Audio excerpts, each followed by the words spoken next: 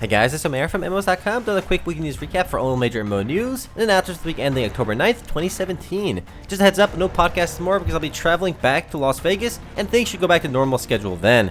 Anyway, this is episode number 160 on the recap, and the first bit of news this week is from NCSoft regarding Blade & Soul. The game's Rage of the Hive Queen update goes live on October 18th, and with it comes a new Temple of Illuvium raid boss, as well as a new Fallen Erasmus school quests. The launch of the update will also mark the beginning of the game's annual Halloween events. In fact, you can expect Halloween events for practically every single MMO starting soon. It's yet another big update for Blade & Soul, so if you're still playing it, you got a lot more new content to enjoy.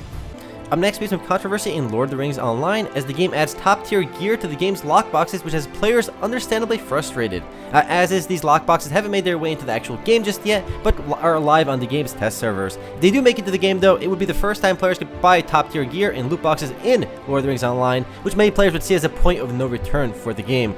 Personally, I don't have a problem with lockboxes and loot boxes if they're strictly cosmetic/convenience items, but putting powerful gear into cash shops is definitely a no-no. We'll have to wait and see on how they progress, but yeah, it could be a big turning point for the game. Next up, Square Enix released the preliminary patch notes for Final Fantasy XIV's 4.1 update this week, which revealed the specific balance changes coming to the game once 4.1 actually goes live tomorrow on October 10th. 4.1 is a huge update for the game, and this will probably be the last time mentioning 4.1, as it'll be launching tomorrow and we've talked about it in the past. Beyond that, Square Enix also overhauled the game's veteran reward system, which previously rewarded players for being subscribed for long periods of time. To get the max level of veteran rewards before patch 4.1, players had to be subscribed for upwards of 5 years. Which is absolutely nuts because new players kind of felt that was near impossible to get. Luckily, the number is being brought down to about 330 days. Personally, I'm quite hyped for this update, even though I didn't complete 04 Savage just yet, so I can't do the new raid tier content, but it's something to look forward to, so mega hype. Next, Age of Camelot is celebrating its 16th birthday with a free month of game time for returning players. Age of Camelot is actually the second or third MMORPG I've ever played personally, and I actually played it for quite a long time, got to max level there on several characters. The game launched back in October 10th of 2001, and is definitely one of the longest continuously running MMORPGs out there. Now, I don't have any plans to return to it despite them giving away a free month of game time. It's still worth acknowledging the game's contribution to the MMORPG genre. Age of Camelot popularized the concept of realm versus realm large-scale PvP battles, and it's something we see a lot of in MMOs today. Happy birthday, Age of Camelot, and I hope the game gets to see another 16 years. But given how the player base is going, that's probably unlikely. Next up, some pretty huge news for Warframe. The Plains of Eidolon update is set to launch sometime this week, and it's probably the largest expansion to the game thus far, and by probably, I mean it definitely is. Plains of Eidolon will add new areas to the game, new weapons, and tons of other goodies, but most importantly, it'll be adding a new open world aspect to the game, which will help make Warframe feel a bit more like an actual MMO with a nice open world area. And while Plains of Eidolon is launching this week on PC, Xbox, and PS4 players need to wait until November for the update. Ever since Warframe launched back in 2013, it's been continuously popular. The game currently averages about 37,000 players on Steam over the last 30 days, and I'm confident once Plains of Eidolon launches, that number should spike a lot higher. We'll see. Up next, Star Wars The Old Republic announced this week that they'll be merging their 17 servers down to 5 servers on November 8th, 2017, with the upcoming United Forces update. While server mergers are often viewed negatively, this is actually a much needed merger, because while Star Wars The Old Republic is by no means a dead game, it does have a ton of dead servers. Instead of having 12 empty servers and a few busy ones, it's going to have 5 busy ones, one for each existing region and language. I know my brother's going to be going back to the game to try it once again after the server merges, because right now he plays on an empty server, and it's never fun playing on an empty server in an MMO. After all, an MMO should be massive.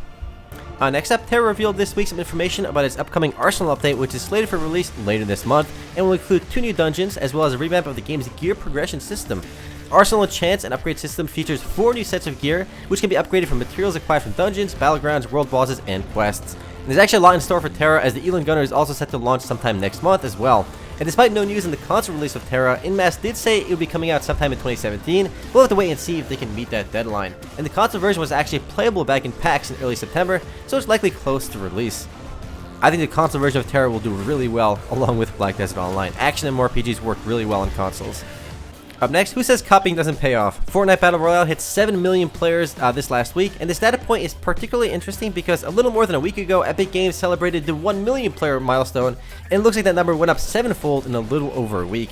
Battle Royale genre is clearly mega hot right now and will likely keep getting hotter as Fortnite Battle Royale introduces duos and supply drops to the game just this week. PlayerUnknown's Battlegrounds also shattered new records this weekend as well, hitting 1.98 million concurrent players, making it the most played game on Steam ever. The second highest game is Dota 2, and that only hit 1.29 million.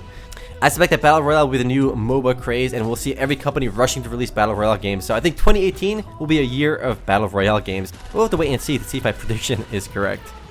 And speaking of milestones, Elder Scrolls Online is celebrating its 10 million anniversary milestone, 10 million player milestone rather, this week with the hashtag 10 million stories campaign.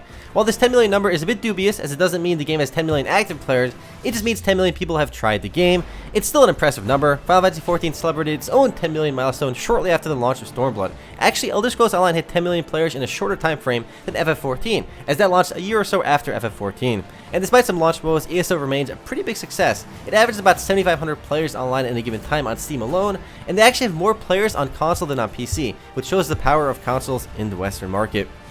Next up, the upcoming sci-fi action MMO ARPG Wildbusters Heroes of Titans ran a limited alpha test for 1 week, which ended on October 9th. This is a bit of an oddball game as it combines MMORPG and MOBA mechanics, but at least it's trying something different. It actually sounds a bit like Master x Master, without the actual tag team mechanics. And Wildbusters is actually a crowdfunding game as well, but it's clearly making progress as they had something to show off for actual players to try this last weekend. The game itself will be buy to play when it launches, but we don't have an actual official release date for this one just yet, but it's going to be happening soon, I guess. And speaking of buy to play, Grim Dawn Ashes of Melmoth is launching on Wednesday, October 11th. Grim Dawn, for those that don't know, is a Diablo-esque action RPG on Steam that's quite popular. It averages about 1,850 players or so online at any given time. The Ashes of Melmoth expansion was first revealed back in August and is finally set to launch soon. Unfortunately, it won't be a free expansion as it comes with a $17.99 price tag, but will feature new content that is roughly about 50% of the size of the base game. And it'll also increase the game's level cap to 100 and add the new Necromancer and Inquisitor masteries. It's a big update and I have no doubt it'll be quite successful because the game is already pretty successful. After Diablo 3 and Path of Exile, this might be the third most played ARPG, but I'm not sure. Speaking of games on Steam, Ultima Online Reborn launched on Steam this last week. It actually launched on my birthday, October 6th, so I can think of it as my birthday present from the folks over at Suba Games. Luna is yet another old MMORPG embracing Steam, and to my surprise, the game has been consistently getting a hair over 200 players online at any given time, which isn't amazing, but it's actually quite impressive for an older game. If you ever wanted to play Luna Online on Steam, now you can, though I'm not sure if anybody actually was wishing for that, but clearly someone had to because people are playing it on Steam. Next up, Crown World is launching the Crucius Claw update for Rift on October 25th, which is also known as a 4.3 update. More details and patch notes are set to be released soon, but for now, the two main features of patch 4.3 are a new Tier 2 raid called Bastion of Steel, and a new Maid Soul Mystic Archer. While I never got the Rift, I have friends who did, and they swear by it. The game still averages about 420 or so players online at any given time on Steam, which may not seem like a lot, but it does have its own player base on Glyph as well. Much like Arcade, a lot of people do play on the Glyph launcher. Next up, some pretty exciting news on the mobile front. Yes, I know, exciting and mobile doesn't usually make sense, but EVE Online is going mobile with Project Aurora, a new EVE Online style multiplayer game on Android and iOS, which is set to launch sometime in 2018. Though we don't really know too much about this one. It's not being developed directly by CCP, but they are working with a company called PlayRaven. And unfortunately, we can't really show you anything about this game yet because there's really no gameplay visible just yet. But know that EVE Online is going mobile sometime in 2018, and hopefully it'll be decent.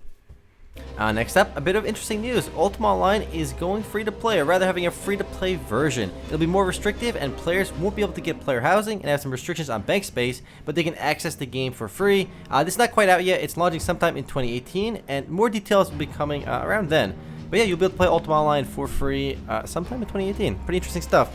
The next and last bit of news this week comes from Shroud the Avatar. It's yet another free trial for the game, which seems to have a perpetual free trial. The current one runs until October 25th, but even if you end up missing this one, you'll likely get another chance to play it for free sometime in the near future. Release 46 is set to launch in the near future as well, which would add some new content for the game, but for those that have been following this one for a while, it seems to be far from complete. It's looking at 117 or so players online at any given time on Steam, which is an improvement over last year, but probably only because they started running lots of free trials this year. But anyway guys, that's it for MMO News this week. I'll see you guys next week. Again, we're going to be missing the podcast more because we will be in transit, flying back to Vegas, and I should be back on a normal schedule, so expect more first looks and other goodies then. I've been a little light on content while over here, but back to normal schedule soon. Anyway guys, later.